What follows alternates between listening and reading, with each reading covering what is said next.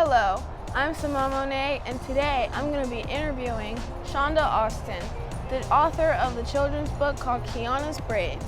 Kiana's Braids is about a little black girl named Kiana and her natural hair experience.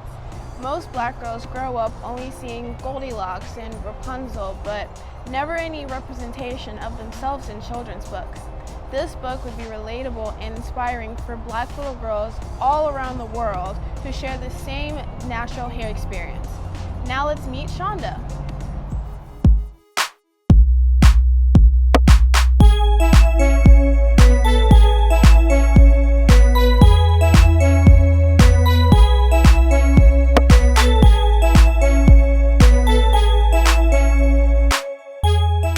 Hello, Chanda.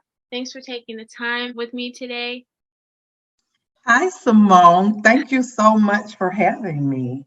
Of It's course. nice to see you in this space. Congratulations. Thank you. So, Chanda, you are the author of a children's book. Tell us a little bit about Kiana's Braids. Thank you. Thank you. Yes, Miss Kiana is actually my first self published children's book, and it's about a little girl named Kiana whose mother is from West Africa, Ghana. And she goes to the braid shop to get her hair braided for the very first time. And so I wanted to give children of color, especially, almost a map. Almost, when I say a map, I want them to pick this book up off the shelf and see themselves in the story. And so that's really the inspiration behind Kiana's Braids and how it kind of came full circle. And now, is sitting on several shelves of libraries and schools and individuals at their homes. And so it takes you from Kiana deciding how she wants to get her hair braided to some background knowledge about hair braiding up to her first day of school. And when I wrote Kiana's Braids, I also wanted the reader to have an experience.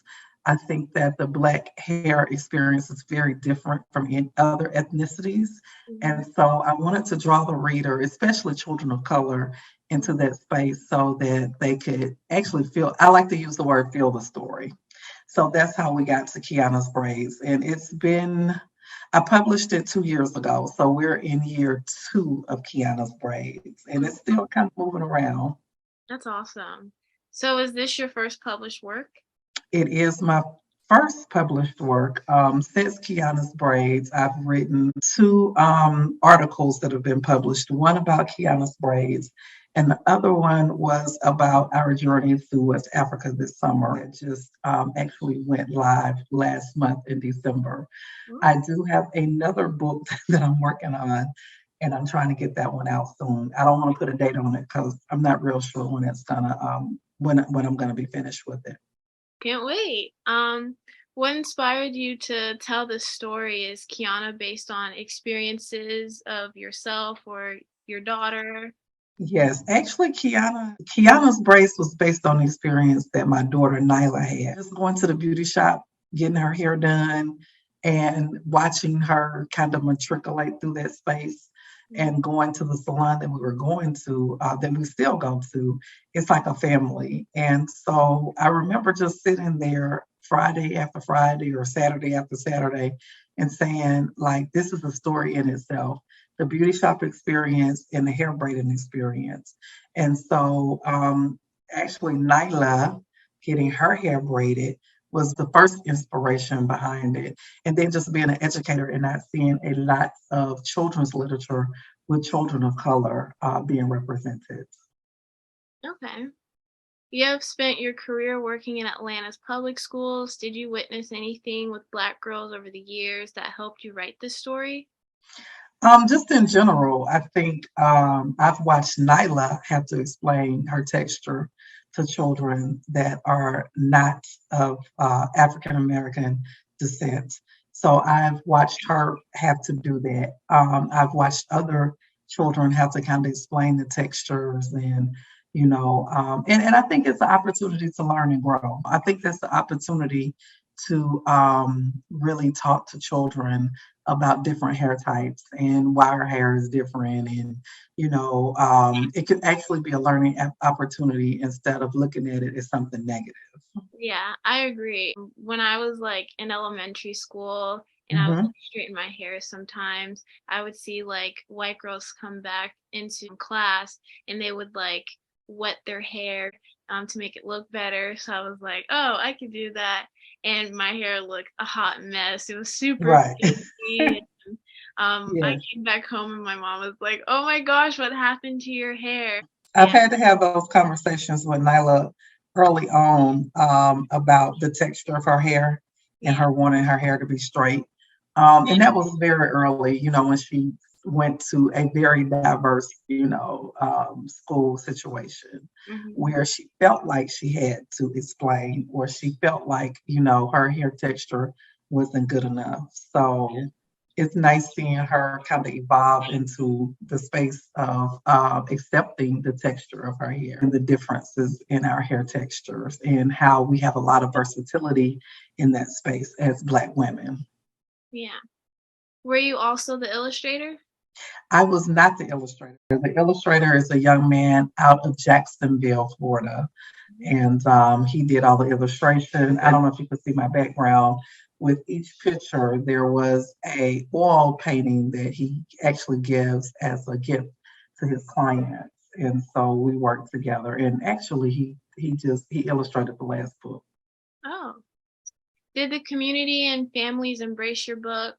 Oh yeah, absolutely. I have done a lot of interviews. The space to be able to talk about it has really opened up a lot of conversations. For example, I sat on a panel and we just talked about Black hair. We talked about how braids aren't just a protective hairstyle.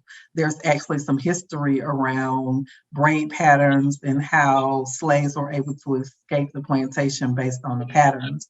And I remember doing an event in a coffee shop that had a very diverse audience. And I was explaining to them that a lot of the reason why a lot of Black girls don't know how to swim is because of our hair.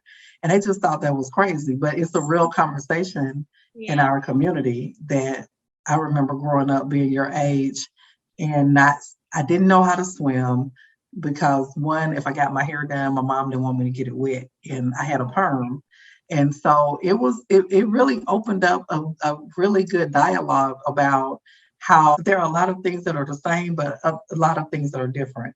And sometimes if you don't know, you just don't know. So that was a great opportunity for me to really have a conversation around, and the fact that we just didn't have public pools in our neighborhoods. Yeah. So we didn't have access to learning how to swim. So this is why Black girls don't know how to swim. You mentioned earlier about Ghana. You recently visit Ghana with your daughter. Did you promote or give out books to girls and families in Africa? So actually, that's how we got to Ghana.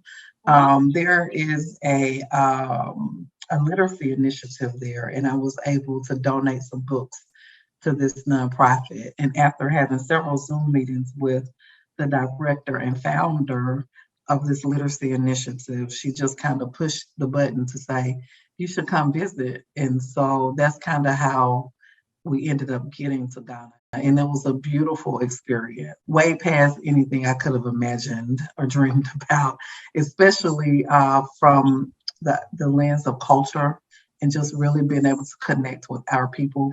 And not really necessarily hair, so to speak, but just from a cultural experience, it was definitely one to put in the books. that's awesome. Any plans for Kiana to continue her adventure in a book series like Kiana in Paris, Kiana at Grandma's house, Kiana goes? Yeah, so Kiana's going to Ghana, and I started writing Kiana's going to Ghana while I was in Ghana, and I have it. It's in the notebook. I just gotta, the process of writing and publishing a book is one that can be expensive, and so you need to be able to budget it out. But yes, Kiana will go to Ghana, and she will visit her grandmother in Ghana. Oh, We need to call Tyler Perry about a series. I could see like Marcy Martin from Blackish in this series. She would be perfect as Kiana in braids. Like, where can girls find this book? So Kiana's braids can be purchased directly from my website at www.kiana, and that's with a Q, QIANAS braids.com, or directly on Amazon. Okay, that's awesome. Well, Chanda, it has been a pleasure. Thanks for being such an inspiration for Black girls, not only in Atlanta, but across the globe. Yes, thank you, Miss Simone, for having me, and just, many blessings to how you're moving around and really working in your passion very early. So it's nice to see. Thank you. Wow, I've learned so much from Chanda. If you would like a copy of Kiana's Braids for your daughter, your niece, your granddaughter, your teacher, grab your copy at kianasbraids.com or Amazon. I'm Simone Monet. See you next time.